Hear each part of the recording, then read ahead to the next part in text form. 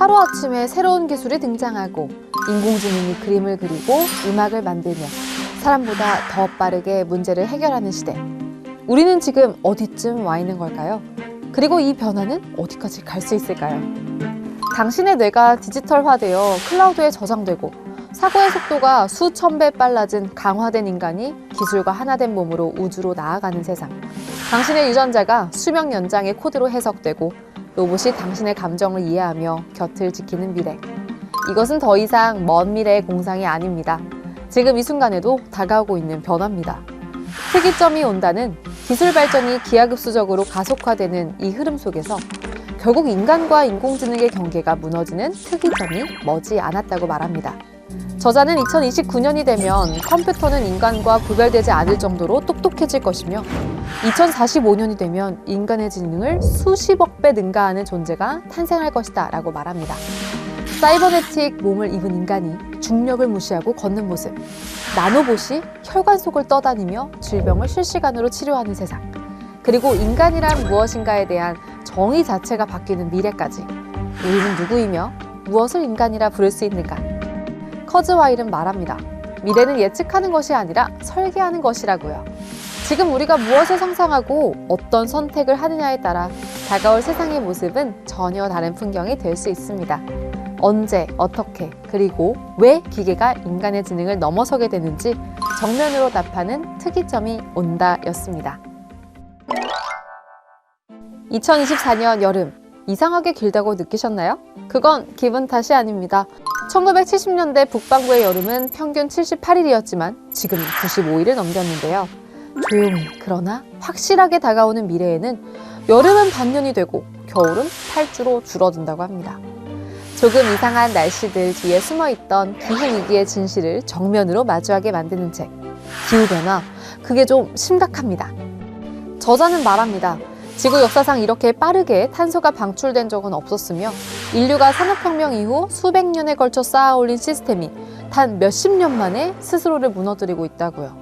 가뭄에 쩍쩍 갈라진 대지, 산불로 붉게 물든 하늘, 하루 만에 2달치 비가 쏟아진 도시. 당연했던 계절감은 무너졌고 한때 이슈였던 기상이변은 이제 일상이 되었는데요. 기후변화는 이제 더 이상 미래의 문제가 아닙니다.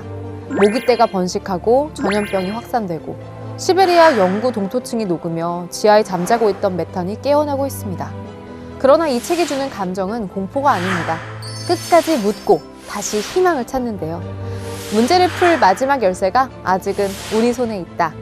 우리는 단지 경고를 넘어서 지금 이 순간 어떤 선택을 할 것인지 스스로 묻고 답해야 할 시점에 와 있습니다. 기후변화, 그게 좀 심각합니다는 지구에서 벌어지고 있는 일들을 전달하며 우리가 무엇을 해야 할지 고민하게 만들죠. 이 책을 통해 기후변화의 심각성을 깨닫고 미래를 위한 행동을 시작해보는 것은 어떨까요? 10년 뒤 나는 어떤 일을 하고 있을까? 혹시 요즘 이런 생각 해보신 적 있으신가요? AI가 시를 쓰고 영상을 편집하고 사람의 목소리로 뉴스까지 읽는 세상. 언젠가는 내일도 기계가 하지 않을까 하는 불안함. 은근히 마음 한구석에 자리하고 있진 않으신가요? 그 질문에 가장 명쾌하고 현실적으로 답해주는 책, 바로 직업의 미래입니다. 저자는 단순히 뜨는 직업과 지는 직업을 구분짓지 않았는데요.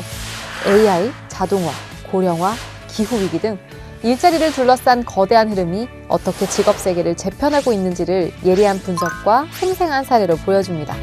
예를 들어 AI와 자동화는 반복적인 업무를 재편하고 있습니다. 공장에서는 사람 대신 로봇이 제품을 조립하고 포장하며 병원 접수나 콜센터 상담은 AI가 사람의 감정을 실시간으로 분석하며 처리합니다. 거기에 더 나아가 미래의 모습도 예측하는데요. 메타버스 회의실에서 가상의 동료와 협업하고 AI가 루틴을 짜주는 헬스 트레이너가 등장하고 탄소 배출을 설계하고 관리하는 탄소 회계사가 새로운 필수 직업으로 떠오릅니다. 이렇듯이 더 이상 직업은 정해진 길이 아니라 끊임없이 바뀌고 다시 무언가를 배워야 합니다. 당신에게 불확실한 시대, 자신만의 방향을 찾고 싶은 모든 분들에게 단단한 이정표가 되어줄 책, 직업의 미래였습니다.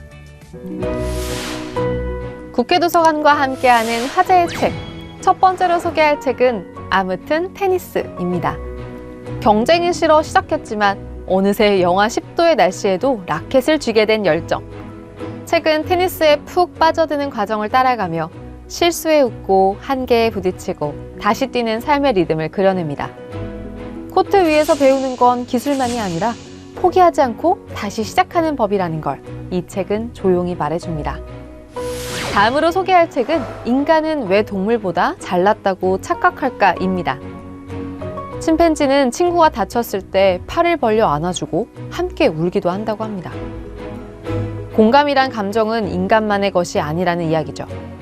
우리가 동물들을 어떻게 대해야 하는지, 어떤 관계를 맺어야 하는지를 일깨워주는데요. 인간이 특별하다는 믿음, 그 자체를 다시 생각해 볼 때입니다.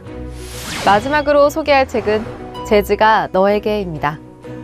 이 책은 재즈의 역사적인 라이브 무대를 12통의 편지 형식으로 풀어냅니다. 쾰른의 밤, 조율이 안 된 피아노로 전설을 만든 키스 자렛, 가사를 잊고도 무대를 빛낸 엘라 피츠제럴드, 재즈가 흐르는 순간들이 흔들리는 우리를 위로합니다. 우리는 모두 삶이라는 무대 위에 즉흥 연주자. 그 말이 다정하게 마음에 남습니다.